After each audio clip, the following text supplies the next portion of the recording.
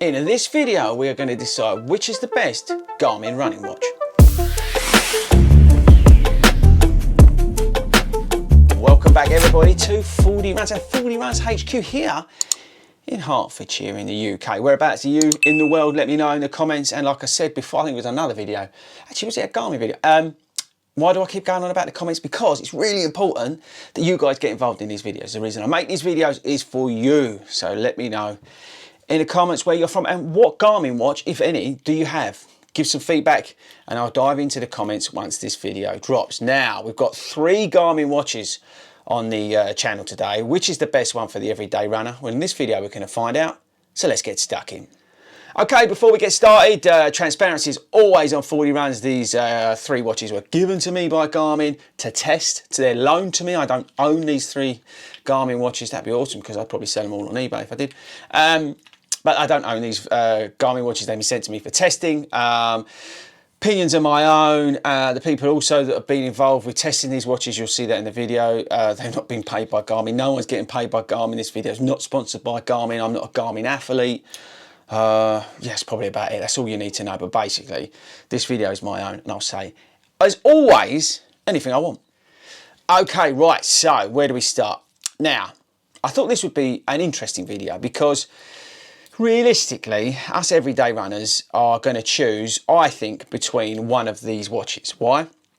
Because in terms of affordability and functionality, these are where we're at in terms of everyday runners. Now, we've got at the bottom end of the price range, we've got the Garmin 55, and at the top end, we've got the 745, which is like a multi-sport watch, and we'll come on to the stats and features in a minute. And I think we've also got the 245 with music. So we've got 3 watches here that offer probably as much as you need if you are an everyday runner like me.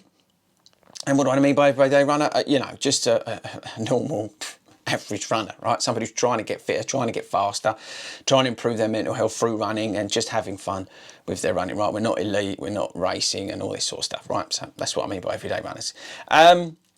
But yeah, so these 3 watches I think are the sweet spot in terms of where we're at for GPS running watches. So if you're looking for a new watch, chances are one of these will probably do the job. Now, I appreciate that these are all going to get replaced through the year, and you know, the 245 I'm sure will be replaced very soon because it's just started to get discounted. The 745 exactly the same because the 945, which is currently out as well, is going to be replaced by the 955. But you can't keep up with the evolutions. What tends to happen is that there's some extra bit of kit or something that's added to these watches, but principally they're pretty much the same thing. And I think that's the key to this video, is that what's on here is what you'll get in the next incarnations. So that's why, again, I wanted to talk about which ones out of these would probably do the best job for you. The other thing to consider as well is when those new models come out, these will get discounted, so it might be worth also watching this video for that. Right, so I've whittled on too much already. So let's get into some of the stats and features of each of these, and then we'll get onto the testing bit. Okay, before we do the stats and features, you can skip along in the chapters. Go down there and you'll be able to skip along to the multi-tester review. What we've done with these watches is given these out to a couple of my coaches that helped me out in the club. They've each had one of the watches and had it for a series of days, runs, weeks, whatever. I can't remember what each one has gone through in terms of what that person's done with it. But basically, each of these have been sent out. I've also had use of each of these watches. And at the end of the video, again, use the chapters to skip along to. We're then going to give our views on each of the watches. Does that make sense? Okay, so stats and features. Now I'm going to put up some awesome B-roll as we go through some of these stats and features, because I'm going to have to read some of this out and you don't want to be watching me doing this the whole time. So let's start with the Garmin 55 at the bottom end of the range in terms of pricing. Now this watch is £140 to £170 here in the UK. We've got built-in GPS, we've got the wrist-based heart rate, we've got Garmin Coach on there, suggested workouts, Pace Pro technology, predictive finishing time, track you run, cadence alerts, recovery advisor, race predictor. You've got some apps and stuff like that. Importantly, I think you've got the battery life of up to 2 weeks in smartwatch mode and up to 20 hours in GPS mode. Then we've got the 245 with music, which you can get between 170 and £300. Now that's got most of the stuff that the 55's got on it, but you've got the Pulse OX sensor, you've got your VO2 Max monitor. You've got your training loads, recovery times, intensity minutes. Intensity minutes. Now you can get 7 days of battery life in switch smart mode and 6 hours in GPS. You've got the body battery monitor, and you've got your music on your wrist. Now you can download up to 500 songs plus your playlists from Spotify or other music streaming services with this watch. So that's the one with the music, the 245 with the music. And lastly, we've got the Multi-Sport 745, which has got everything all these other watches have got on. Now this is between 280 and 350 here in the UK, but this is set up for swim, bike, run, tri. So it's got that Multi-Sport, like I said about. You've got loads of stats, like on another level stats. You've got your daily workout suggestions. You've got your music on there as well. You've got Garmin Pay, and you've got up to 6 hours in GPS mode with your battery life. That's with your music. Now, I appreciate that is a lot of information, and I would recommend that you just go over to the Garmin website and have a look what's on each of the watches. But in a nutshell, your Garmin 55 is your sort of do it all basic sort of stuff. We'll do everything just fine. Your Garmin 245 has got everything that the 55's on, with a couple of extra cool little bits in terms of workouts and things like that. Plus you've got the music availability on there. Then you've got your Multi-Sport 745, which I think offers something to those triathletes or somebody who may be going into like duathlons and stuff like that. But you've got some other cool features on there like the Garmin Pay. In terms of face screens, screen size and stuff like that, to be honest with you, you don't really notice the differences between each of them. The straps are the silicone-based straps. They all feel the same on the wrist.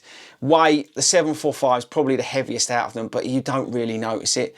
And then to say, the face is all roughly the same sort of size. So there's not really much to choose between them in terms of aesthetics and feel of the overall watches and stuff like that.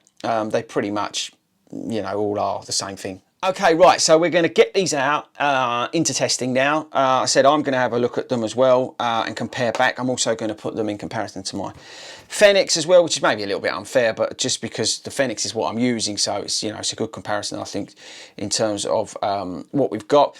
The one I'm just going to put out, the one I'm most interested in is the Garmin 55, because I just think that could be a real winner. And it's, as I say about the weight earlier, this is definitely super light.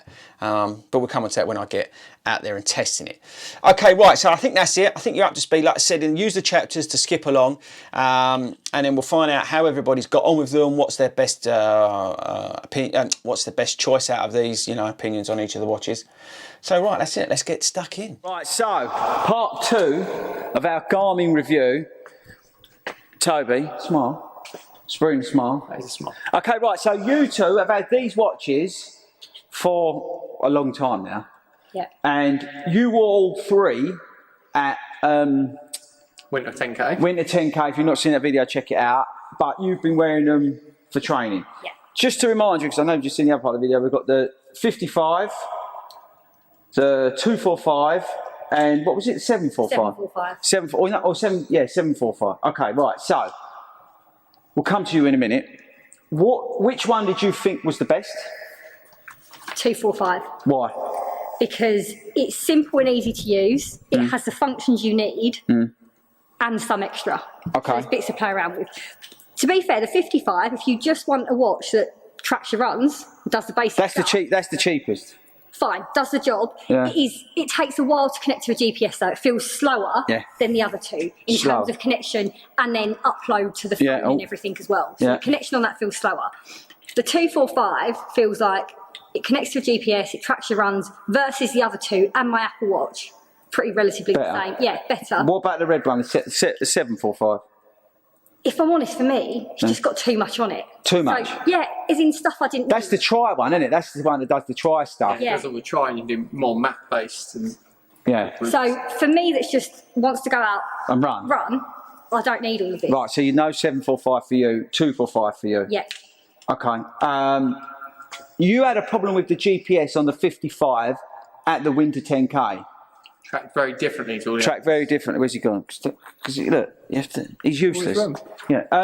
Social. I don't have to do social distancing. But yeah, you struggled with the GPS on that one, didn't you? The 55. Yeah, we set them all at the same time, and that one took a while to pick up, and then wasn't great.